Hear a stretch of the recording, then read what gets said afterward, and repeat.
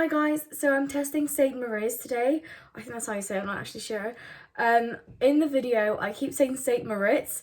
I thought it had a T in it. I don't know why I thought that, but that's why I kept saying it like that. So I filmed what I do before I fake tan, if that makes sense. So like how I exfoliate, that kind of stuff, and just like tips that I kind of use, and maybe you guys would want to. So that's kind of like the first, I'd say, 2 minutes of the video.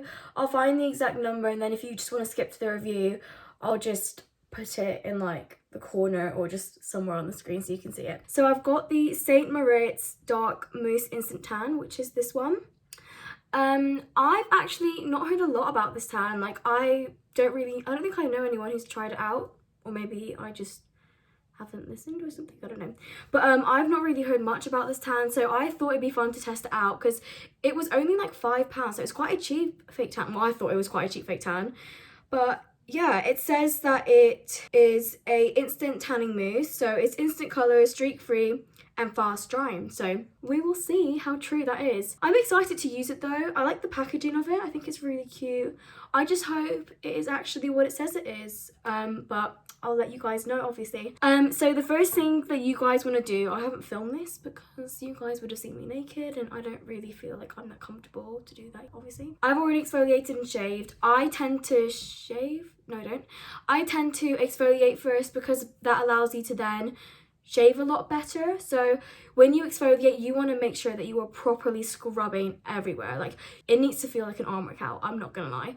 So you need to make sure that you're proper scrubbing everything, because then that will give you a really nice silky feel, and then when you shave you should get even more hair off than you normally would. If you want to have the best results, that's what I recommend doing. My arm's already aching a bit, but that's how I do it. I make sure that I'm proper scrubbing to get every little bit of dead skin cell or whatever else there could be. I don't know. You don't have to. I shave all over. You need to shave everywhere just to make sure that your fake tan, when you apply it, it goes on a lot smoother, obviously. So I shave my legs. Well, like I said, I pretty much shave all over, so that includes my arms as well. But you don't have to do that. That is completely optional. I fake tan before without shaving my arms, and the results were pretty similar. It's just I found that it didn't stay on as much as it does when I shave my arms, so that's why I personally do it. So yeah, so that's what I've done so far. The next thing you have to do, obviously most of you watching this probably already know and just want to see the review, but I'll just go over in case some of you don't. The next thing I do is moisturize with the Vaseline. This one is the best moisturizer in my opinion. Then I'm gonna moisturize my face, which I use my Clinique for as well. After I've moisturized, I leave it minimum 2 hours just so that the moisture can really sink in and your skin can absorb it, and it makes it a lot easier to apply tan. So I normally just moisturize myself. I don't know why I did that. That's what I personally recommend. Obviously I'm not a fake tanner. Well, I am a fake tanner. I'm not a fake tan specialist. What I'm saying could be wrong, but it's worked very well for me, so that's what I'm telling you guys. But yeah, so I'm just gonna moisturize now, and hopefully St Moritz will be good. In fairness, if it goes wrong, we're in lockdown. It really does not matter. This is the tan that I'm gonna be reviewing. I don't know if you can tell, but I have actually already put it on. So I'm gonna try and show you. My hands definitely are a lot darker than the rest of my body, but that tends to be how it is because I end up putting too much without realizing, and that's just, I've not exactly worked out the right ratio of fake tan to put my hands yet, but that's my problem. So that's my hands, that's how they look. My face looks a lot lighter just because I've done my makeup. You know how Molly May has a really dark tan? It's not like that at all. It's a lot more natural, I'd say. This is probably the most natural dark tan that I've had, because yesterday when I was applying it, I did have some difficulty, but I'll get to that in a second. My legs aren't that dark, if I'm honest. So I'm just quickly showing you what my leg looks like. You can see it's definitely stuck more on the top than the bottom bit there. And it's kind of the same for that. So where my shin is as well, the top part of my leg is a lot darker than my shin is for whatever reason, not sure why. So onto the actual tan, it advised that you sleep in it after you've applied it, which is what I did, and then you have a shower and wash it all out as soon as you get up. So I did that, and I tend to sleep in a lot of tan and wash it off. When I went in the shower, this one, honestly, I had to stay in the shower for quite a while. It wasn't that long, but it did take a while for the residue to kind of wash off.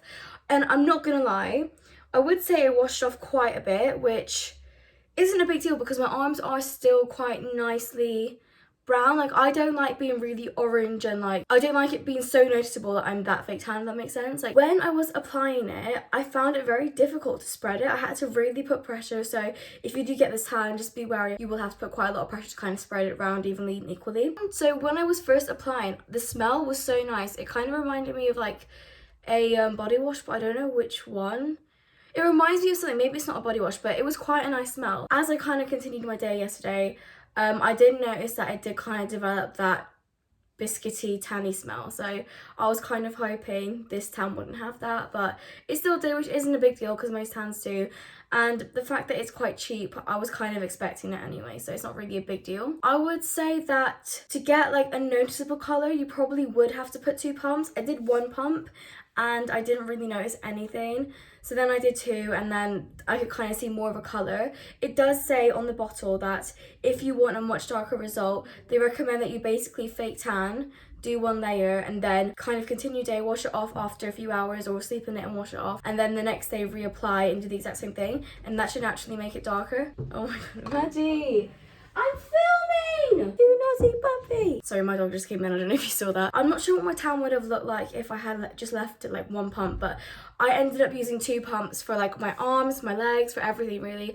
And my legs aren't even that dark. They're not as dark as I've experienced with like other tans, which you can definitely see that it is tan. You just can't, it's just not as like bright, not bright, that's not the right word. It's just not as like dark as it normally would be, which, you know, isn't a big deal, but I think that if I had to pick an area that I would most like to look at, it would be my legs. I'm not sure if that's just me or if other people have experienced that as well.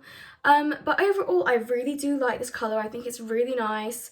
I think it's a lot more natural than like other tans that I've used. I think for £5, this really is quite a good deal. I just think that you should use this tan if you have time, because it took me a while to kind of scrub it on and just make sure that it was all even. One thing as well that I'll say is it does tend to leave marks if you don't spread it a lot, so you definitely do have to work a little bit harder with this tan, which, you know, if you've done your exfoliating and you've had a bit of an arm workout, then you do this, it could get a bit much, but I don't think it's that big of a deal. It was just one thing that really kind of stuck out to me, and I was kind of like, oh, you know, when I'm just kind of lazy and I'm like, you know, I could just fake tan because I had nothing else to do. I don't know if I'd reach for this one because it was a bit of an arm workout, I'm not gonna lie. But apart from that, this is a really nice tan.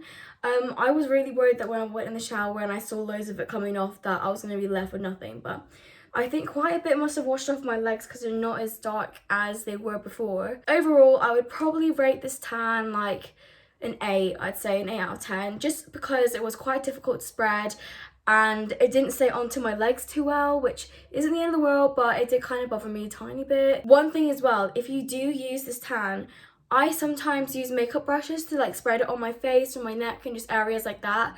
If you're using this tan, unless you have like a really big brush, I probably wouldn't recommend using it, just because like I said, it is very difficult to spread and it does dry quite quickly, which is good obviously because you don't want to be standing there all wet, but when you're trying to blend in your face quickly, it gets a bit stressful. So I would probably say use a tanning mitt if you're going to do it on your face or your neck and stuff like that, just because you can use your hand, you can spread it like a lot quicker. I do think it's a good tan. For £5, you can't really complain if you're paying £5 for a fake tan. That is my final verdict on the St Moriz fake tan.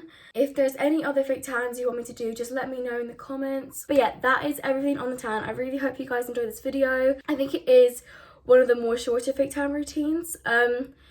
But, you know, I hope this was still useful. I hope that you will now know a bit more about St Moriz.